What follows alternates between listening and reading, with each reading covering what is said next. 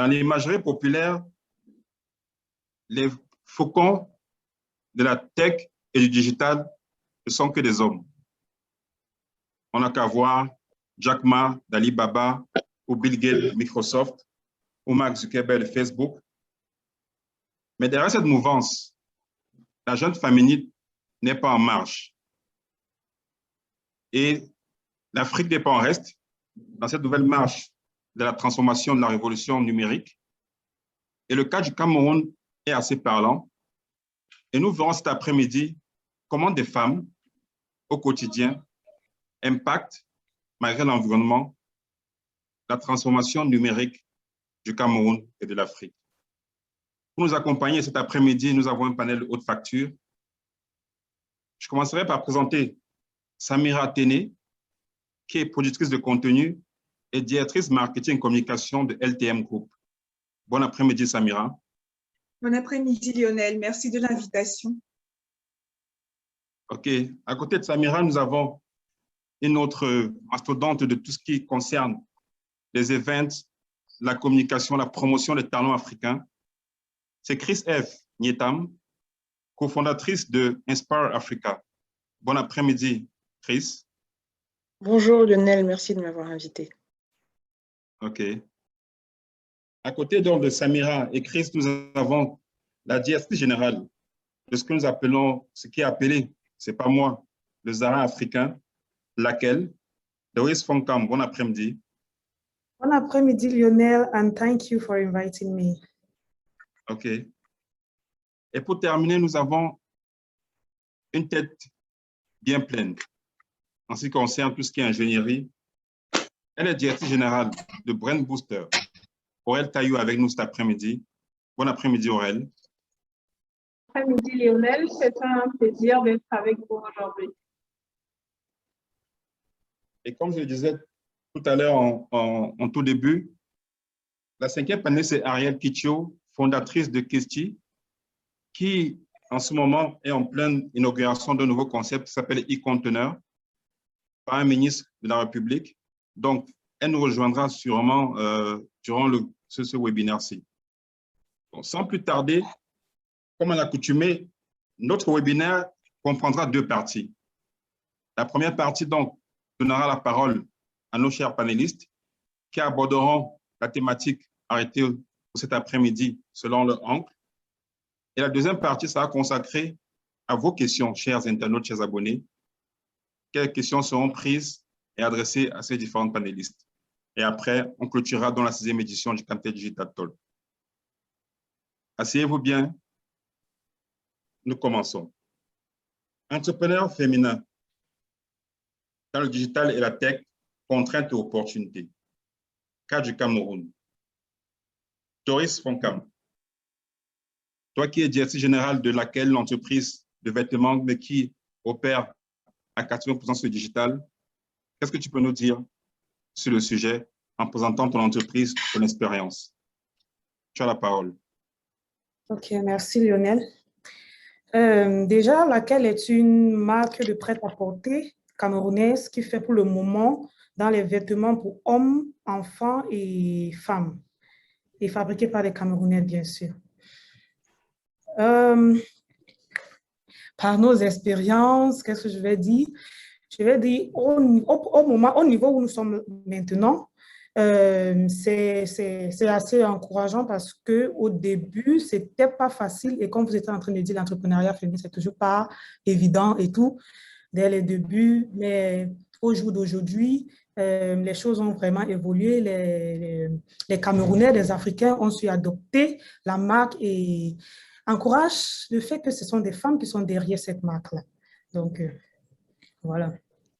Est-ce qu'aujourd'hui, le fait que vous soyez présente sur le digital à 80% pour la vente, la promotion de vos activités, vous tirez un véritable avantage, un véritable bénéfice? Oui, Lionel, je répète ce que vous avez dit, qu'on fait 80% de nos ventes sur le digital. Justement, c'est exact.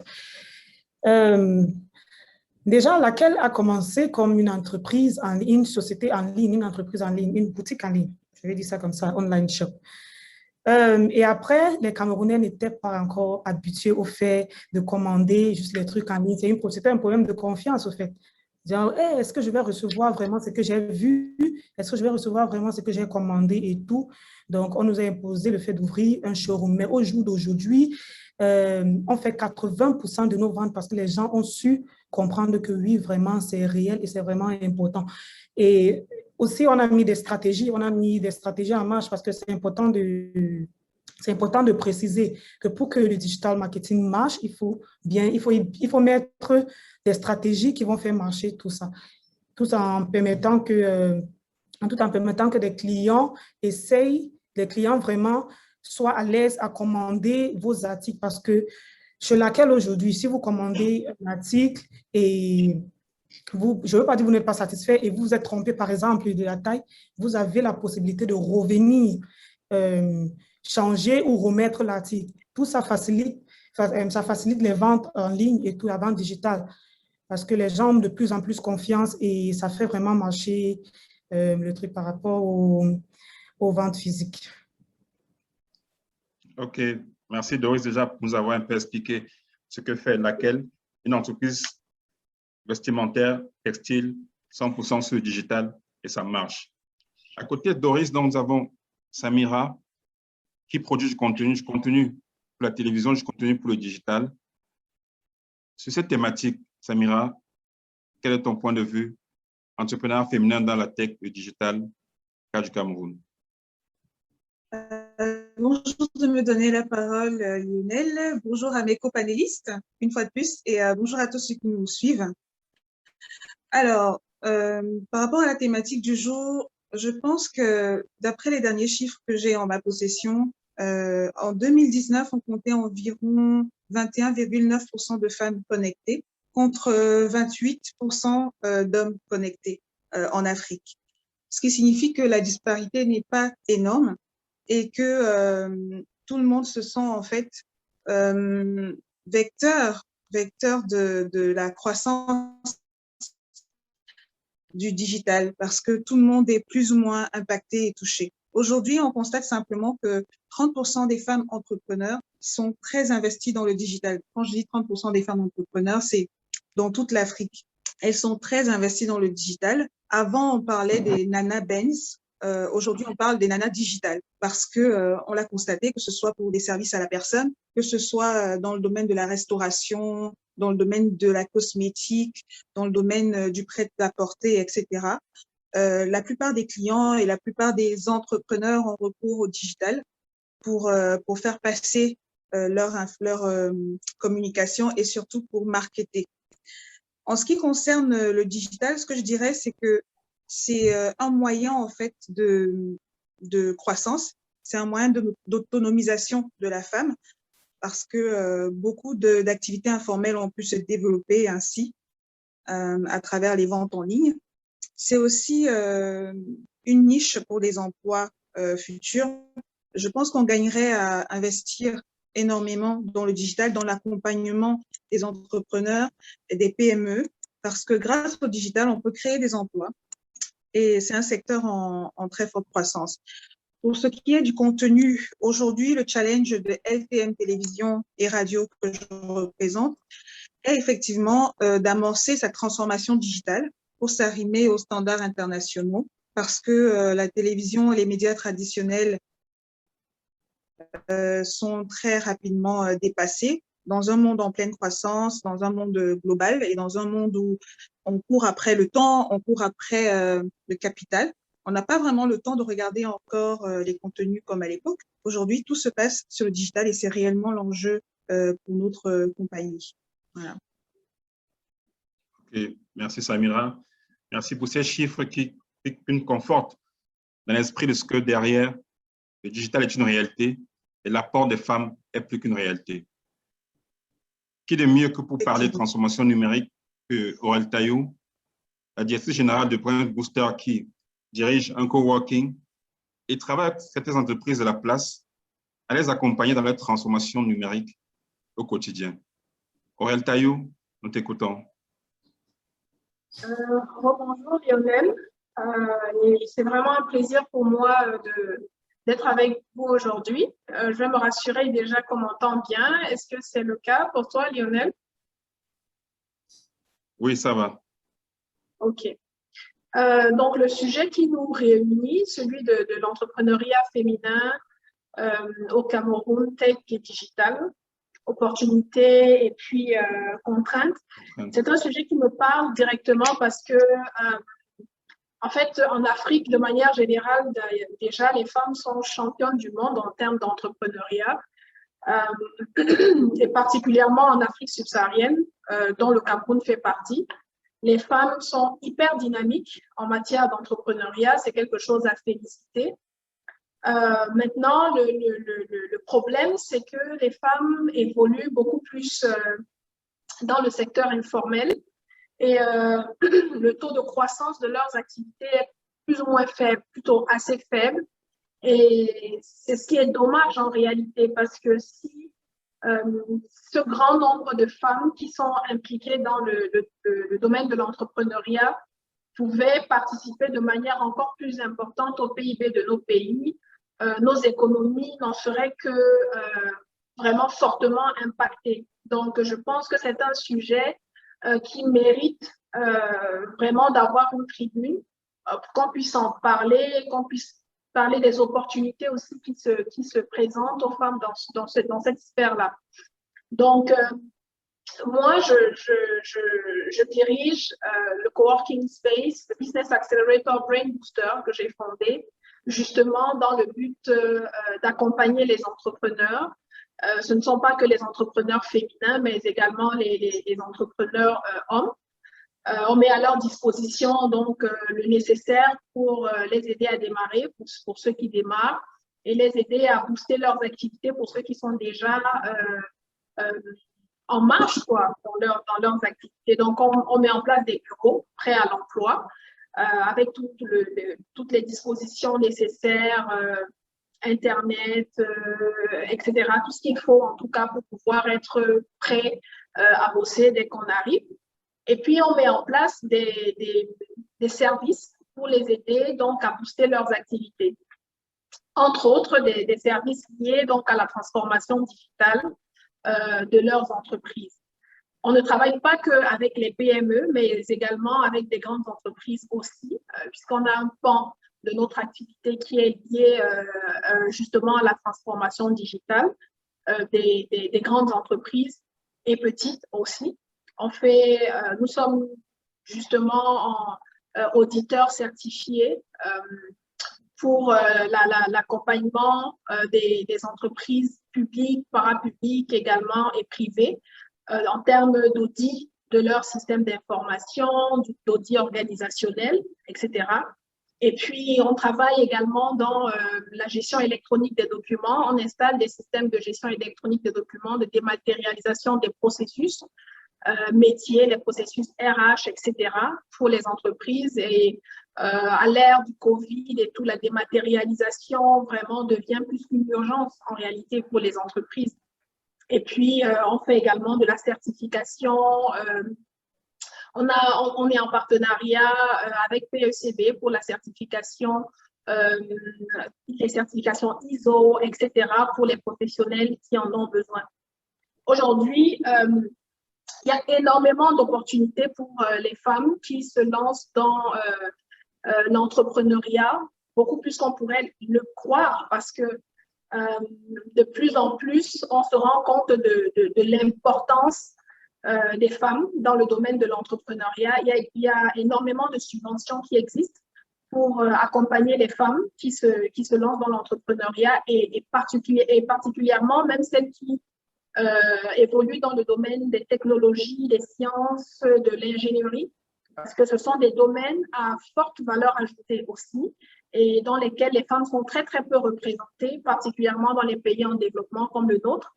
On a justement une jeune Camerounaise qui vient de remporter le prix Schlumberger pour financer sa thèse de recherche dans le domaine électronique. On a même Ariel Kitcho qui fait partie de ce panel, qui a remporté le prix Margaret, etc. Il y a tellement, moi-même j'ai fait partie du programme Tech Women Emerging Leaders à la Silicon Valley, C'est un programme qui est entièrement financé par le gouvernement américain pour les femmes qui évoluent dans le domaine des sciences, technologies, ingénierie, mathématiques, justement pour les empower afin qu'elles puissent créer plus d'impact dans leur pays. Donc, je pense qu'aujourd'hui, l'un des soucis que les femmes qui se lancent peut-être dans l'entrepreneuriat ont, c'est déjà le problème qui est au niveau d'éducation, aux compétences, parce que pour accéder, enfin pour faire évoluer une entreprise de manière constante, régulière et exponentielle, il faut des compétences. À un moment donné, dans la courbe de croissance, s'il n'y a pas un certain niveau de compétences, il y aura problème. Donc, il y a ça, donc il faut véritablement, enfin, ça pose le problème du niveau d'éducation de la jeune fille. Donc, si vraiment on voudrait voir des entreprises féminines exploser, si on veut voir des leaders féminins, il faut pousser la jeune fille à évoluer considérablement dans ses études. Et aujourd'hui, pour celles qui n'ont pas eu cette chance-là, il y a justement les technologies à travers lesquelles tout le monde, sans distinction de sexe ou de genre, a accès à de la formation en ligne. La formation, c'est la clé.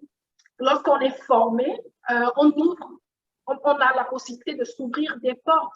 Laquelle qui est une entreprise qui fonctionne essentiellement en ligne aujourd'hui. Je suis certaine que la promotrice, peut-être dans ses débuts, n'avait pas forcément les moyens de s'offrir peut-être un digital manager ou voilà. Or, je suis certaine que voilà, avec un certain niveau de formation, de compétences en marketing digital et tout, il y a plein de choses qu'elle faisait d'elle-même pour pouvoir avancer dans son activité avant peut-être d'être en mesure de se payer quelqu'un, les services de quelqu'un qui le font pour elle. Avec le Covid, aujourd'hui, il y a énormément de cours qui sont disponibles en ligne gratuitement, dont tout le monde peut bénéficier. Il y a des femmes qui ont leurs jeunes entreprises. Aujourd'hui, on fait ici à Brainbooster pas mal d'after-work, d'activités pour parler aux entrepreneurs justement des opportunités qui s'offrent à eux sur le digital pour se former principalement et acquérir des compétences qui peuvent leur permettre de booster leurs activités. Les opportunités dont je parle, les bourses, les coachings, les mentorings, etc. sont disponibles en ligne essentiellement. C'est en ligne qu'on peut avoir accès à ces opportunités. Donc, vraiment, vraiment, tout ce qui est tech, tout ce qui est brain, savoir-faire, c'est quelque chose qui ne demande pas de force physique. Ça veut dire que c'est quelque chose qui est vraiment à la portée de tout le monde. Et les femmes, avec leur capacité comment je veux dire, de concentration, leur patience, etc., elles ont tous les atouts nécessaires pour profiter de toutes les opportunités que le numérique met à leur disposition.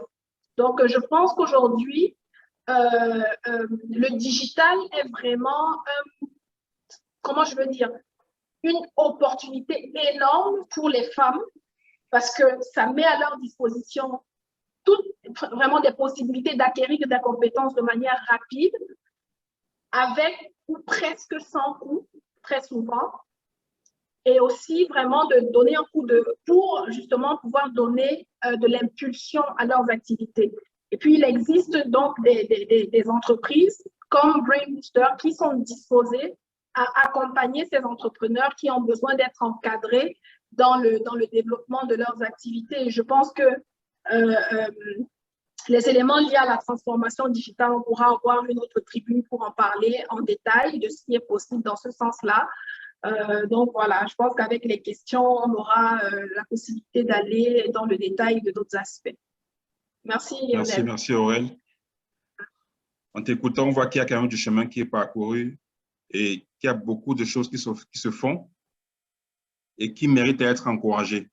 Je pense que Samira prend sûrement des notes avec LTM qui a un positionnement aujourd'hui qui va s'orienter vraiment, mettre en lumière tout ce qui est potentiel féminin. Je pense qu'il y a de quoi faire pour mettre des personnes en vitrine et des grands talents féminins en vitrine. Disons Elle que est le choix cofondatrice. je peux? Oui, oui. OK, on va dire que le choix du top management de LTM Télévision n'est pas hasardeux. Avant d'être directrice marketing et communication du groupe, j'ai travaillé comme directrice marketing d'une entreprise qui était spécialisée dans la création de logiciels et la création d'applications mobiles qui permettaient en fait de faciliter la vie de tous les jours, qui permettait en fait d'avoir des sites marchands, etc.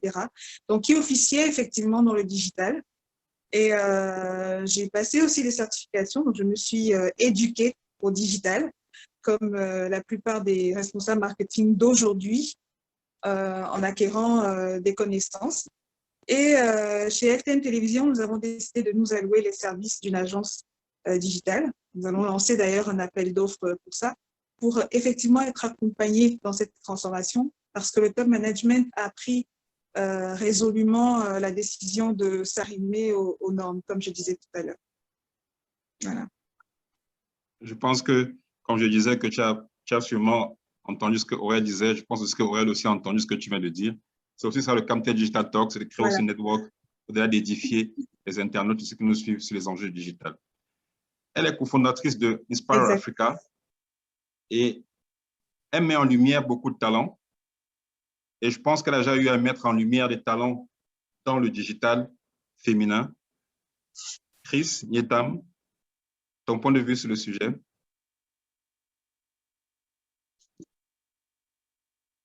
Et rebonjour à tous, désolé mon micro a été coupé.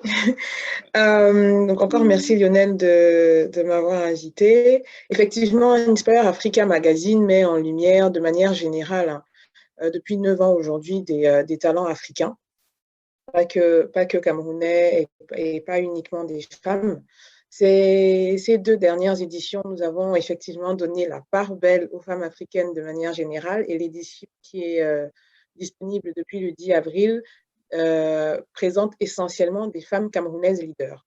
Ce qu'on peut constater effectivement sur le digital, c'est qu'il permet d'agrandir d'une certaine manière son audience, son business, sa clientèle. On prend le cas d'une jeune demoiselle qui s'appelle Naomi Dinamona, qui a les petits pots de Lilou. Les petits pots de Lilou, tout simplement, c'est des petits pots pour bébés bio, faits à Yaoundé par Naomi Dinamona et son équipe, et livrés aux mamans très occupées. Donc, elle répond à un besoin qui est de plus en plus grandissant, c'est-à-dire on a de plus en plus de femmes cadres au Cameroun qui doivent avoir recours à des services de nourrice ou autres et qui ne peuvent pas toujours être présentes à H24 ou être mères au foyer parce qu'elles doivent aussi contribuer financièrement au foyer. Un autre exemple encore plus, peut-être plus parlant pour notre audience, Reine Essop Madje, qui est première vice-présidente du JICAM, première femme à occuper ce poste, et directrice générale d'Evolving Consulting, qui est une entreprise qui accompagne les chefs, les États dans leur sujet de transformation digitale. On a le cas de Diane Odringako, DG Domain-Cart, qui est une entreprise de communication. Donc, ce que je veux dire par ces exemples, c'est les secteurs, il y en a beaucoup dans lesquels on peut ne pas, au premier abord, penser au digital, mais le digital, justement, accompagne, les nouvelles technologies accompagnent le développement de ces entreprises-là. Les petits pots de Lilou, c'est une page Instagram toute simple, et grâce à ses followers plus tard, elle a pu lever près de 40 millions pour développer son entreprise. Diane Odringako, aujourd'hui, utilise principalement le digital pour accompagner les entreprises dont elle travaille sur l'image ou la marque. Un exemple qui est même un peu plus parlant pour d'autres des générations très présentes localement, c'est Nouran Fotsing, qui a lancé Nourishka et qui, pour la première fois, et on n'avait jamais vu ça, a vendu des mèches aux enchères sur un marché qui pèse plus de 4 milliards de francs CFA au Cameroun. Le marché des mèches, c'est 4 milliards de francs CFA au Cameroun. Donc, c'est un secteur qui, au premier abord, on se dit on peut juste vendre au marché ou alors on peut vendre dans une boutique, mais en fait, on ne pense pas toujours au digital. Chaque secteur est potentiellement désireux ou nécessite une transformation digitale. Il suffit d'avoir quelques clés. La première, c'est de savoir quel marché vous souhaitez adresser.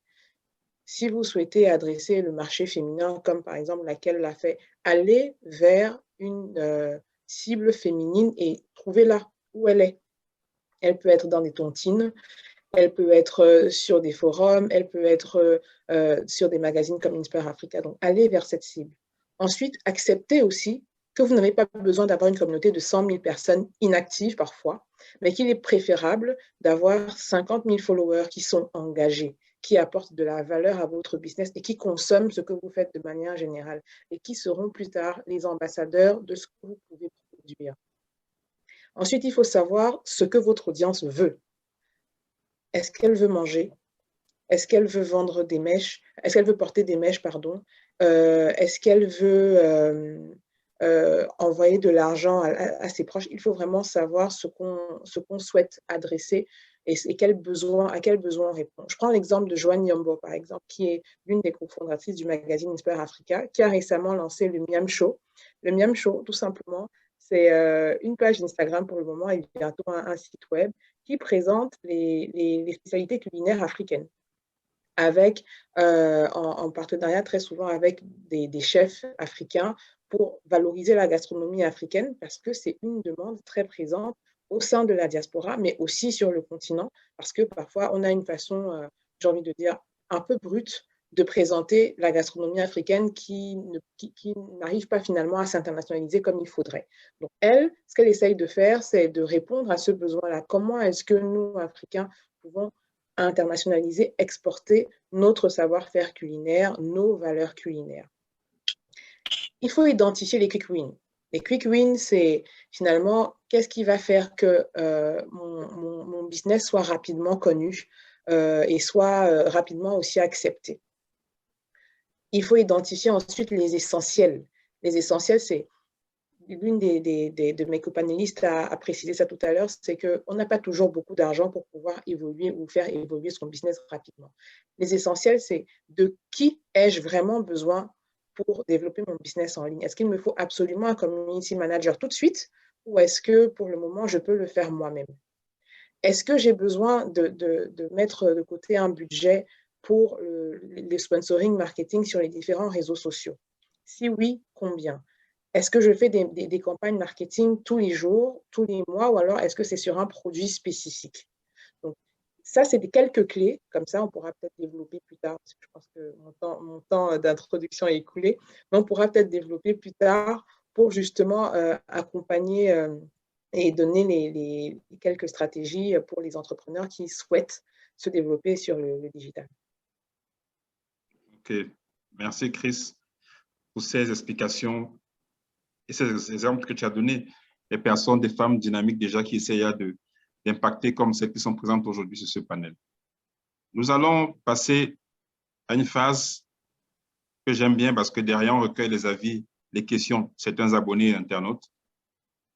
Donc, je vais passer la parole ici à Yvan. Bonjour Lionel. Bonjour. Bonjour à toutes. Nos panélistes du jour. Bonjour Yvan. Bonjour. Alors, on a une première série de questions pour Doris. Okay. On va commencer avec Doris. OK. Et après Charlie. Et comme Aurel n'est pas là, on va poser la même question à Ernestina Chris-Eve.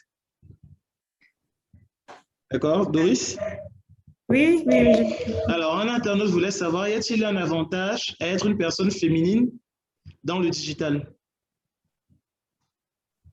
Je ne veux pas dire qu'il y a un avantage, mais le fait de savoir que tu es une femme, tu te donnes plus. Moi, je pense, tu te donnes plus, tu mets plus d'efforts parce que tu sais déjà que tu es une femme. Donc, il faut plus d'efforts pour pouvoir réussir et tout. Donc, je ne veux pas appeler ça un avantage. C'est juste le fait que tu, en tant que femme, tu es consciente qu'il faut beaucoup d'efforts, il faut beaucoup de temps pour pouvoir avancer, pour pouvoir réussir dans ce que tu fais, si tu veux le faire dans le marketing digital.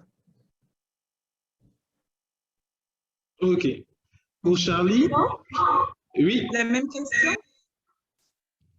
Oui, la même question. Ça serait bien d'avoir vos avis à toutes dessus. D'accord. Alors, d'accord. En ce qui me concerne, je pense que tout dépend de de qui on a en face. Est-ce que c'est un avantage pour qui? Pour le client? En entreprise? Parce que lorsque on parle d'avantage, s'il s'agit simplement de communiquer à des consommateurs, je pense que la femme a un avantage en termes d'intelligence émotionnelle, parce que généralement, surtout en ce qui concerne les community managers, elle a une façon elle a des aptitudes naturelles en ce qui concerne la gestion de crise, par exemple, ce qui peut l'aider au niveau de la communication de crise. Elle a des aptitudes aussi en termes de perception des besoins de son vis-à-vis. Et donc, ça peut être un plus sur le domaine du digital, mais je pense qu'à compétences égales, il n'y a pas de grosse différence entre un CM homme ou un CM femme, par exemple. S'ils ont la même formation, la même compétence, je ne pense pas qu'il y ait une différence accrue. Comme elle l'a dit tout à l'heure, effectivement, lorsqu'on sait que c'est une femme qui est à la tête d'un cabinet ou d'une société axée digitale, on en attend 2 fois plus d'elle. Donc, la perception et les attentes ne sont pas les mêmes selon l'échelle de valeur, selon sa position, on va dire. OK. On peut avoir la même question pour Chrisef?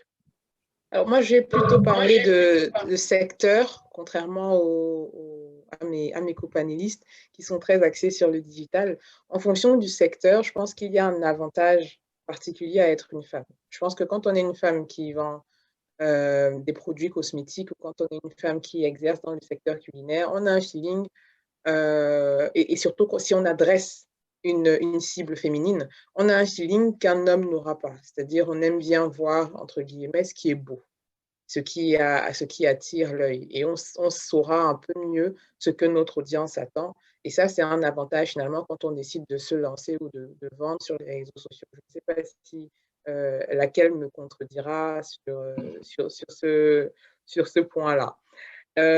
Ensuite, il ne faut surtout pas oublier que, et tout à l'heure, elle l'a dit, heureusement ou malheureusement, et ça, c'est quel que soit le secteur, on attend 2, voire 3 fois plus des femmes. Et on attend d'elles qu'elles soient plus performantes que les hommes, et où une femme aura, j'ai envie de dire, 10 sur 10, malheureusement, on ne lui dira pas. On lui dira qu'elle peut encore faire mieux, alors qu'en fait, elle a fait mieux que ses pairs. Donc, c'est un avantage en fonction du secteur. C'est un des avantages quand on est, je ne vais pas dire jugé, mais apprécié par la société qui nous entoure.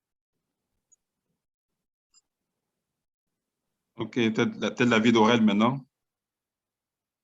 Et je suis d'accord avec ce que mes co-panélistes ont dit. Je vais rajouter qu'au-delà d'un avantage, en fait, c'est une opportunité en réalité pour les femmes parce que le métier de community management, c'est heureusement un métier qui peut s'exercer à toute heure, en tout lieu. Ça veut dire que, voilà, une femme, je ne sais pas, qui vient d'accoucher, qui est peut-être en congé maternité, peut l'exercer depuis son lit. Une femme au foyer peut prendre un métier de community manager à distance, métier qu'elle peut exercer depuis sa maison, après avoir fait son repas. Si elle est ménagère, par exemple, après avoir fait le repas, elle peut s'asseoir à table et puis elle fait son travail. À 22h, elle peut le faire, etc. Donc, je pense que c'est un métier vraiment qui représente une opportunité énorme pour les femmes quand on connaît les réalités des femmes en Afrique. Donc, voilà, ce serait ça ma contribution sur la question. OK, Yvan. Merci Aurel. Une question qui est pour Aurel de nouveau. Avec la digitalisation, penses-tu que les femmes de nos jours sont beaucoup plus entreprenantes qu'il y a 10 ans? Oui, je pense que oui, naturellement, parce que si, enfin, je l'ai dit, quoi, avec les opportunités ou les possibilités du digital, les femmes peuvent travailler de n'importe où. Elles n'ont pas nécessairement besoin d'être au bureau. Elle peut choisir les heures pendant lesquelles elle travaille. Si, par exemple, c'est une développeuse, elle peut travailler sur l'application qu'elle développe à toute heure, de n'importe où, à partir du moment où il y a une connexion Internet.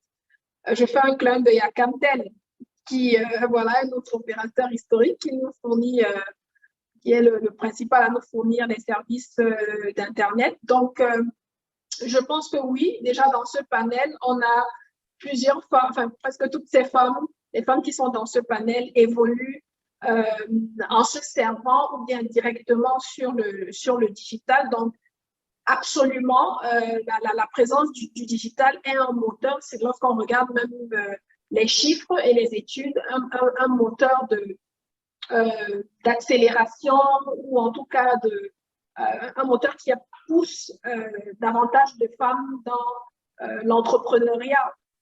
Donc, je pense qu'il faut regarder un peu plus en détail les études. Si la personne qui a posé la question, elle peut taper sur Google pour voir le pourcentage de femmes parmi les femmes entrepreneurs dont les métiers sont axés sur le digital ou appuyés par le digital.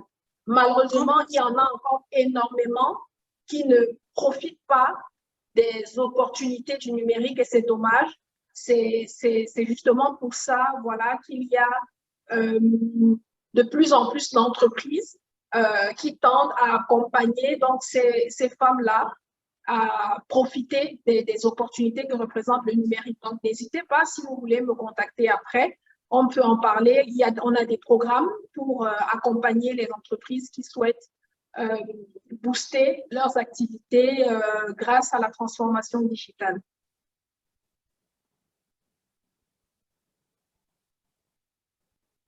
OK. OK.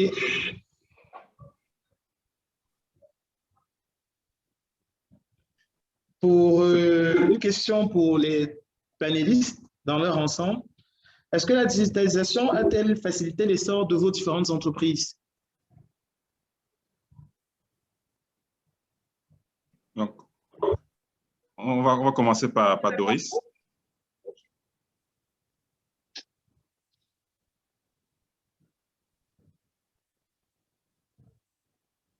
Allô? Ton micro est fermé, Doris. Allô? Oui, oui. Oui, désolé. Yvan, s'il vous plaît, vous pouvez reposer la question. J'avais un petit souci. La digitalisation a-t-elle facilité l'essor de vos entreprises? Oui, je vais dire oui, justement, parce que au jour d'aujourd'hui, je vais essayer de rejoindre Aurel, ce qu'elle était en train de dire. Au jour d'aujourd'hui, en tant que femme entrepreneur, on a pas mal d'obligations à rejoindre et tout, il y a la famille, il y a autres. Maintenant, dû à la digitalisation, c'est possible pour nous de rester où on est, soit à la maison, soit, je ne sais pas trop, pas forcément au bureau, et pouvoir driver, run notre entreprise. Et voilà. Et aussi, dû au digital, au marketing digital, nous sommes capables de gérer pas mal de personnes à distance de différents pays et tout ça. Et on s'en sort pas mal. Nous, ça nous va et tout. Et voilà, le chiffre d'affaires grimpe. OK. Ouais. Samira? Oui, je dirais que au-delà de l'aspect facilité qu'offre le digital en termes de gestion d'une équipe, de gestion d'une société ou de gestion de ses incomes, je pense qu'il y a aussi l'aspect éducation. Aujourd'hui, grâce au digital, les femmes et les hommes d'ailleurs peuvent amorcer une transformation professionnelle, peuvent changer complètement de fusil d'épaule.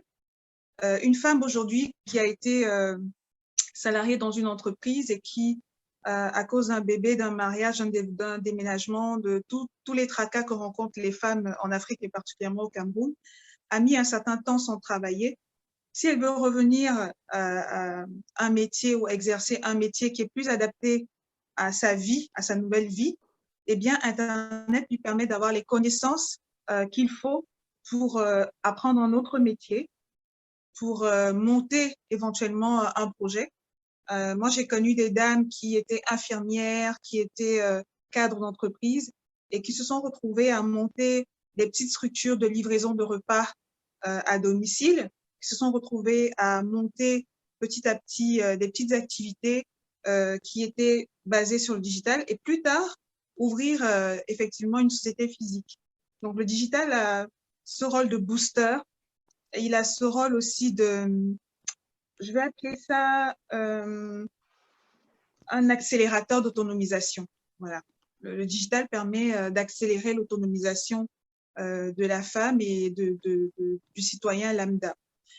En ce qui concerne la question de tout à l'heure, Aurel demandait le chiffre, eh bien, il s'agit de 30% des femmes qui sont entrepreneurs et qui évoluent essentiellement dans le digital. Il y en a environ 30%, il y a encore beaucoup à faire, mais c'est déjà pas mal, je pense. Et ce serait très intéressant de voir ce que ça donne dans 5 ans, parce que les femmes sont des êtres assez particuliers qui aiment bien se projeter sur le long terme, qui ont généralement un plan très poussé lorsqu'elles initient.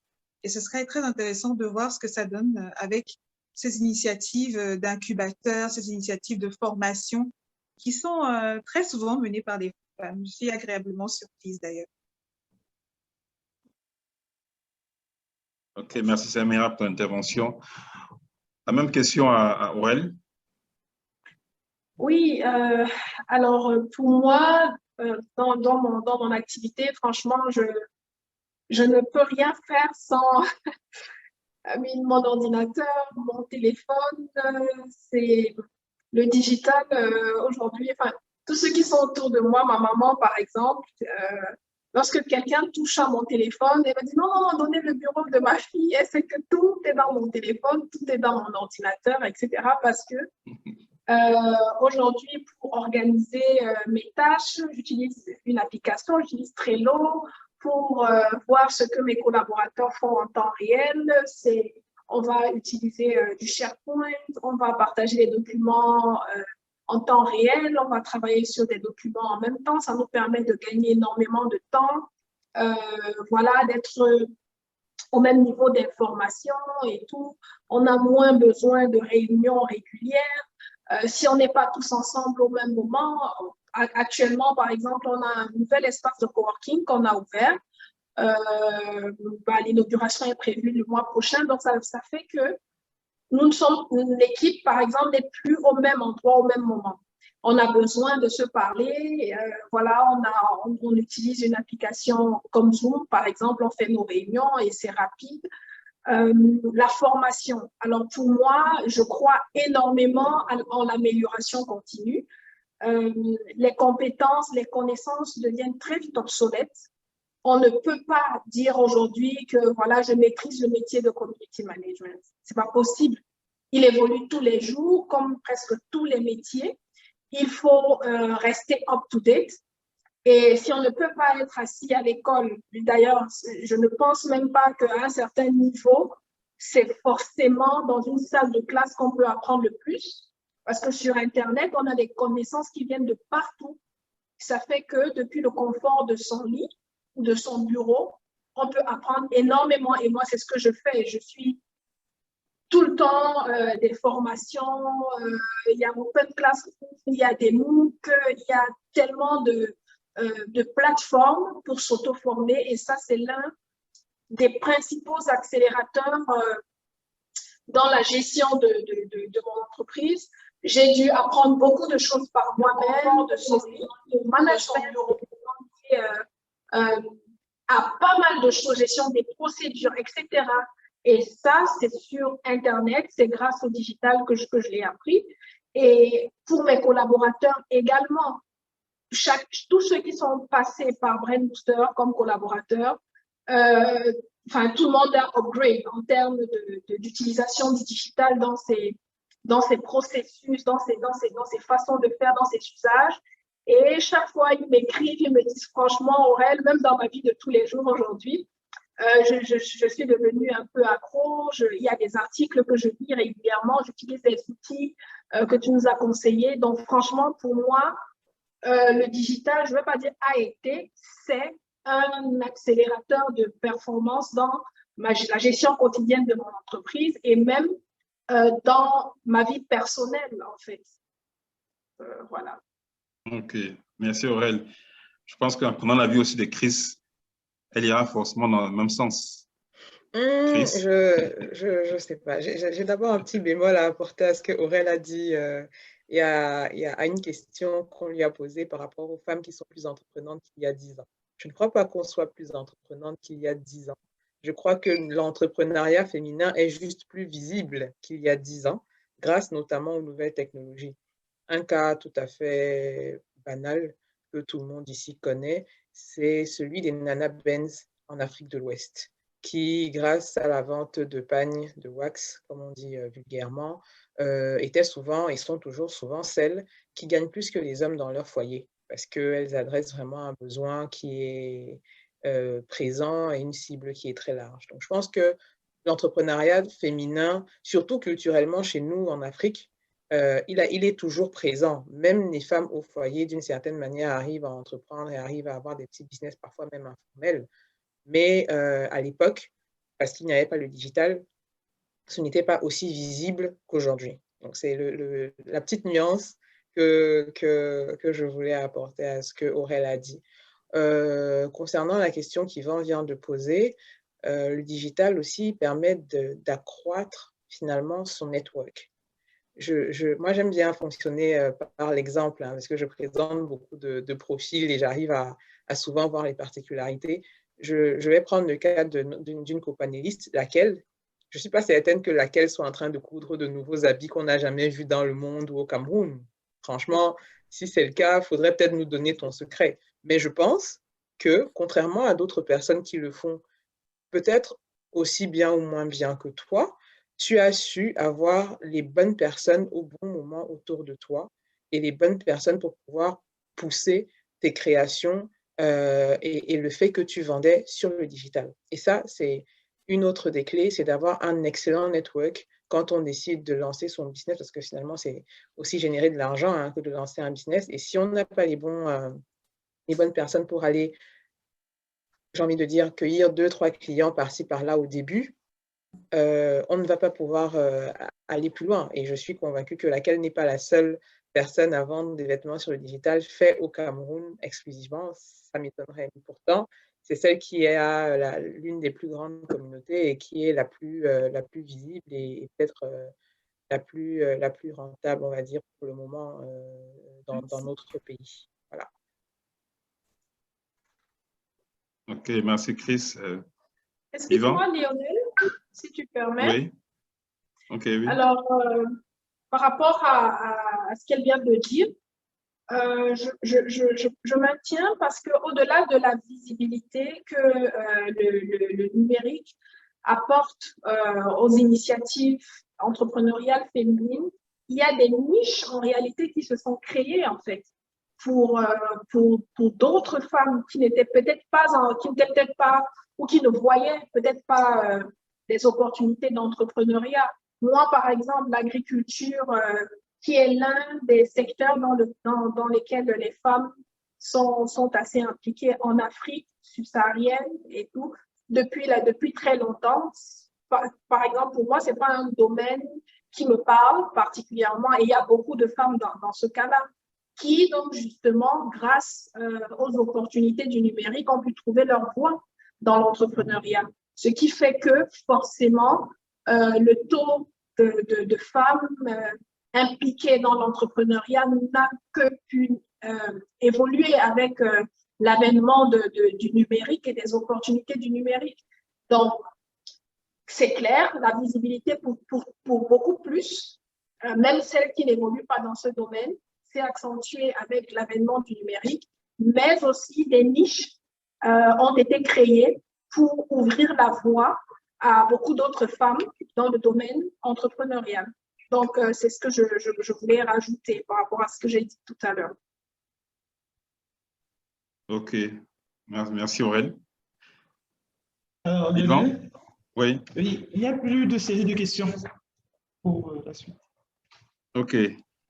Donc, je vais moi poser des questions que moi j'ai reçues aussi en inbox. Question pour laquelle? Okay. Donc, pour Doris. OK. Quel mode de paiement utilisez-vous pour vos transactions? Déjà, on a une SIM marchand par laquelle vous pouvez payer par Orange Money. On a Mobile Money. Nous avons PayPal. Vous pouvez payer aussi par votre carte bancaire. Et voilà, vous pouvez payer par virement bancaire, par PayPal, par Orange Money, par Mobile Money. Voilà. Et voilà. Western OK. Union, il y en a beaucoup. OK. Question pour Samira. Oui, Lionel. À quand la retransmission des émissions de LTM TV sur Facebook?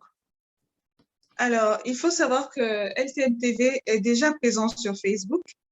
On cumule à peu près 20 000, un peu plus de 29 000 abonnés.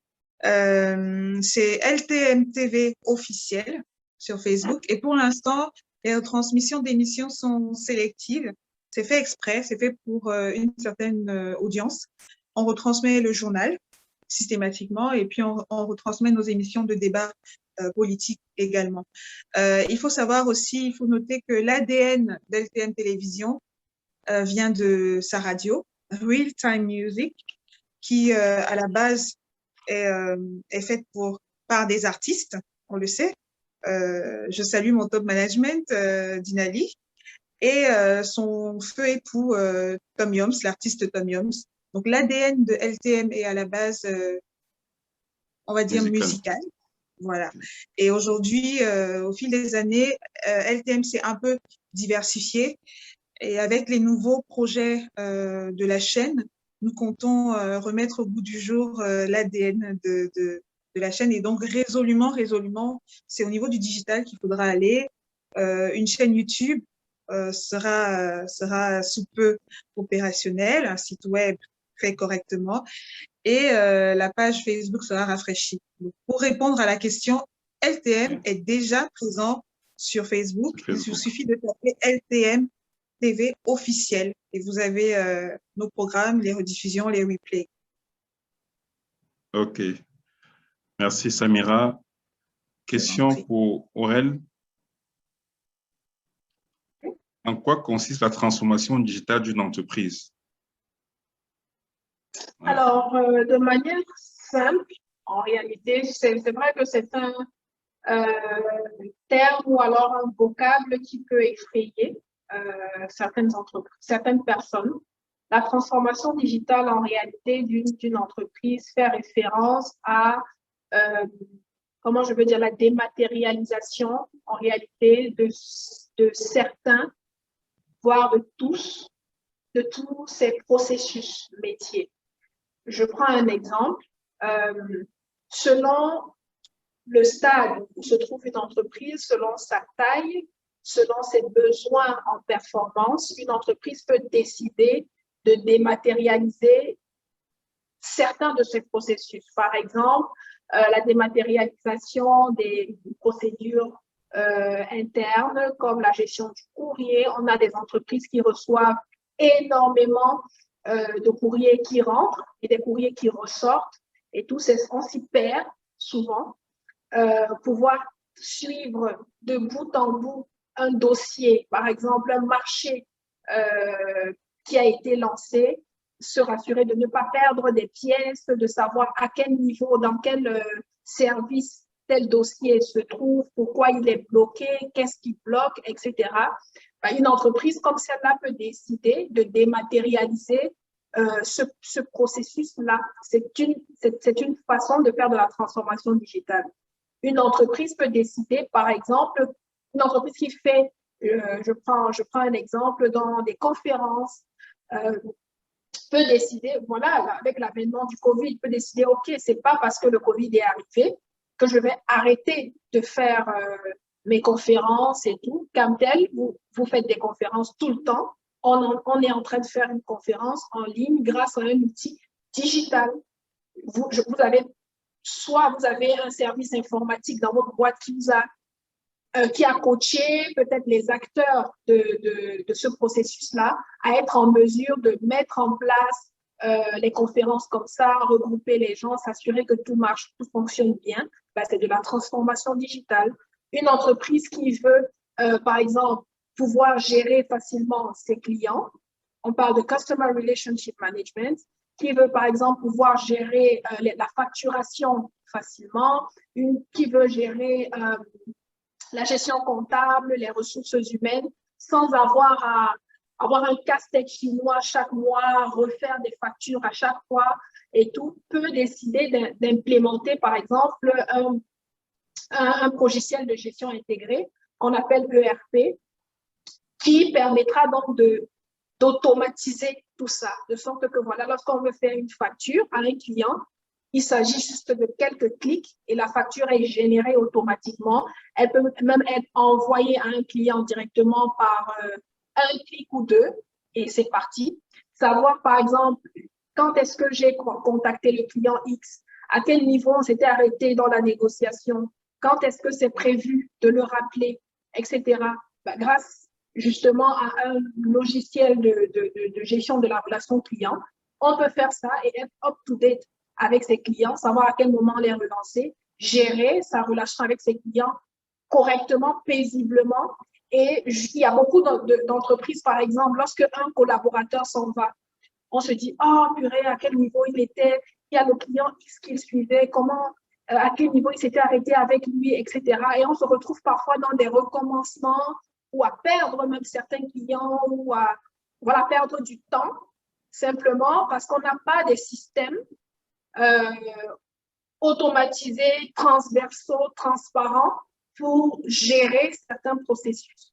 Donc, en réalité, la transformation digitale, c'est un système qui permet simplement d'utiliser des outils digitaux pour dématérialiser des processus et faciliter en fait leur réalisation et leur continuité en fait dans l'entreprise. Et c'est l'une de nos spécialités en réalité. On accompagne des entreprises justement dans la mise en place de ce type d'outils, les logiciels de gestion intégrés. On fait des formations également parce que ce n'est pas toujours facile.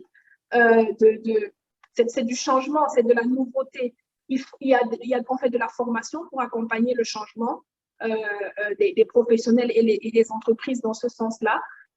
Voilà, on aide même les entreprises à mettre en place des schémas directeurs informatiques qui puissent leur permettre d'avoir une visibilité et de planifier sur la durée la transformation progressive de leur processus, de leurs entreprises.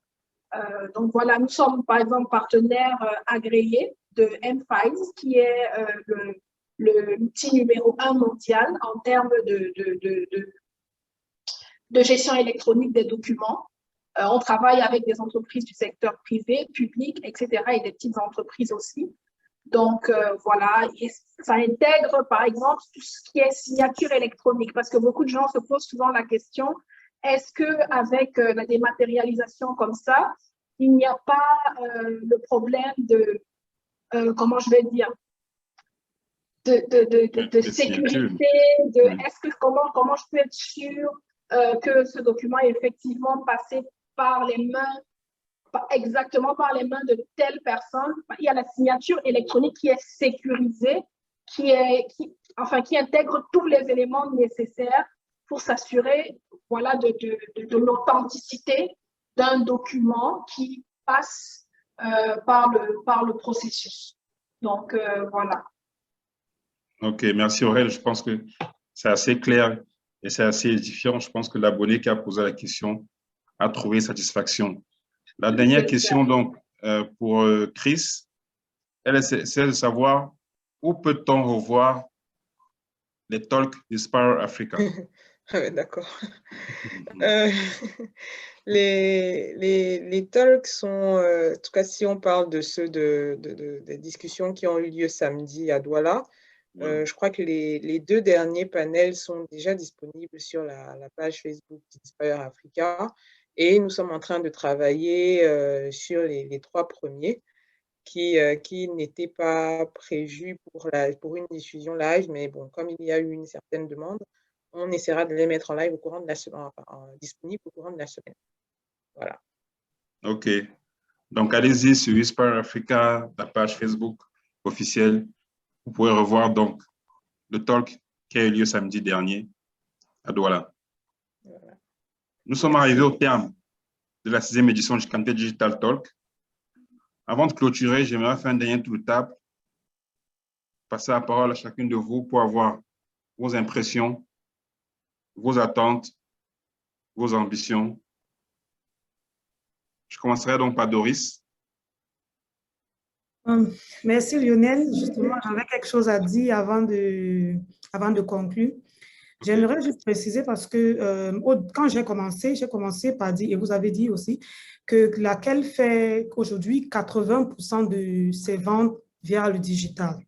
Donc, c'est important de préciser à tous ceux qui nous suivent là que ça ne se fait pas au hasard. C'est important de préciser ça.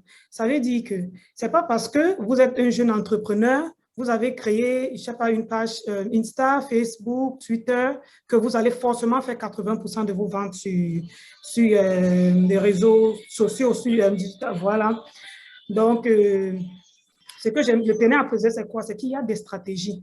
Il y a plein de stratégies qu'il faut mettre en place pour pouvoir faire ce pourcentage-là sur le digital. Je vais donner un exemple. Déjà, il faut veiller à ce que ton customer service soit on point. C'est très important. Parce que là, c'est un marché virtuel. Ça veut dire que vous ne voyez pas la personne avec qui vous communiquez. Ça veut dire que la personne se confie à votre commercial, à la personne qui gère votre customer service.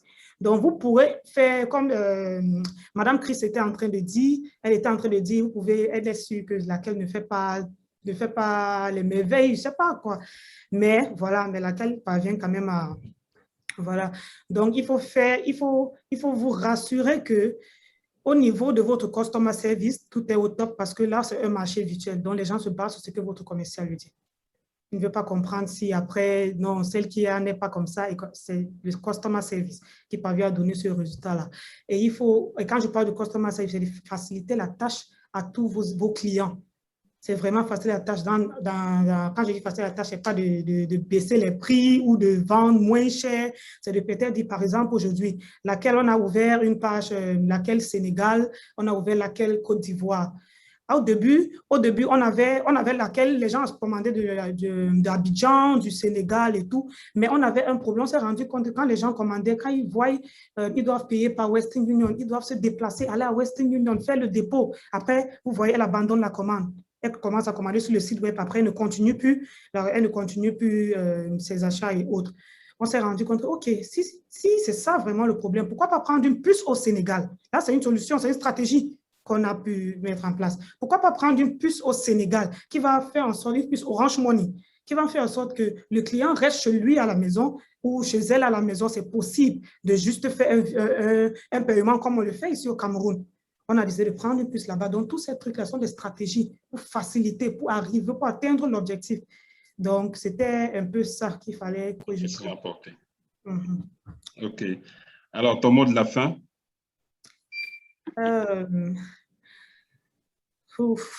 Qu'est-ce que je vais dire? Je vais juste encourager des jeunes entrepreneurs. Déjà, comme Charlie était en train de dire, tu peux rester chez toi, tu es là sur ton lit, peut-être le temps de revenir après l'accouchement, par exemple, temps de revenir, tu ne baisses pas les bras, tu peux commencer à faire des trucs, faire des plats emportés, mais tu es sur ton lit, tu es en train de ne pas, avec le marketing digital, on peut faire des merveilles. Donc, de ne pas se laisser abattre. Voilà. OK, merci. Il y a beaucoup d'opportunités dans le digital en résumé. Samira, ton mot de la fin? Mon mot de la fin, avant de le donner, je vais féliciter laquelle, dont je connais un peu le parcours. Merci. Et je t'en prie. Et puis, je vais rajouter qu'au-delà des stratégies basiques d'entreprise, comme affiner son customer service, j'ai observé que laquelle aussi savait en fait s'appuyer sur des personnes qui pouvaient booster son business, notamment en termes de branding. Je me rappelle d'une scène dans un hôtel 4 étoiles, je crois, à Yaoundé, où laquelle est venue en personne pour rencontrer une Miss de beauté d'un pays africain qui était censée représenter ses produits dans ce pays. C'était la Côte d'Ivoire, je crois. Et j'ai beaucoup apprécié la démarche parce que elle a su s'adapter, en fait. Elle essayait de s'adapter à sa prochaine cible. Et je pense que c'est une leçon pour toutes les personnes qui veulent se lancer dans le digital. C'est toujours de bien étudier et de bien peaufiner la cible. Et comme le disait Aurel tout à l'heure, d'aller chercher la cible là où elle se trouve. C'est vraiment une leçon d'adaptabilité, une leçon de flexibilité et surtout une excellente vision en fait de son projet entrepreneurial, qu'il soit dans le digital ou dans un autre domaine. Alors, mon mot de la fin, ce serait d'exhorter les Camerounais et les Africains à consommer local, parce que même en termes de contenu, même en termes d'initiative, c'est en consommant localement que vous donnerez aux entrepreneurs locaux la force de performer, de se développer, de se déployer, de vous offrir des choses plus belles. Et en ce qui me concerne, dans le domaine de la télévision, j'exhorte en fait les téléspectateurs à s'intéresser de plus en plus à ce qui se fait localement, à faire des retours aussi à nos chaînes de télé, quelles qu'elles soient, afin qu'elles puissent s'améliorer et affiner l'offre qu'elles proposent à leurs abonnés.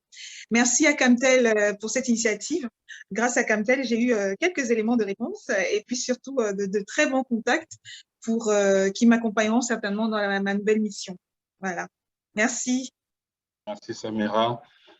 Aurel? Oui, alors, c'est difficile de clôturer un sujet aussi passionnant que celui-ci.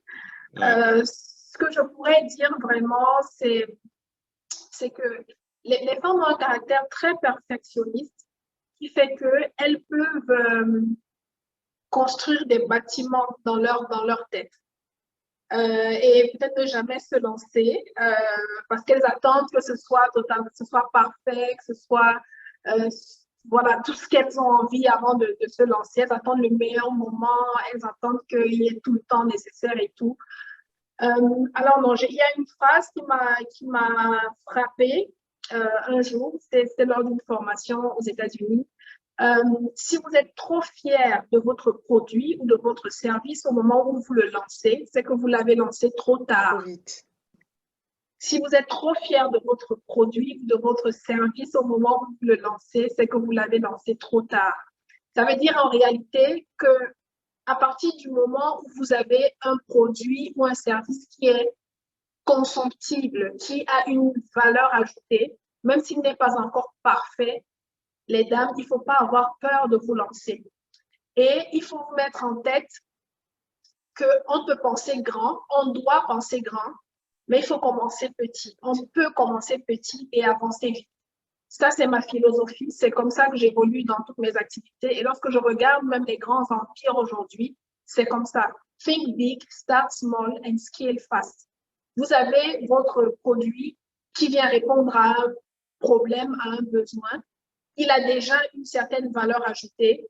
Il faut vous lancer à petite échelle et évoluer en écoutant votre cible, en améliorant de manière continuelle votre produit, votre service et surtout, aller vers l'information. Il y a énormément d'informations qui existent. Il y a énormément de structures d'accompagnement, même simplement dans votre entourage. On a des networks dont on ne profite pas. assez, malheureusement. On est dans des groupes. Dans notre groupe, on a peut-être une personne qui exerce dans le domaine du graphisme, quelqu'un qui est dans le domaine, je ne sais pas moi, de la communication, etc.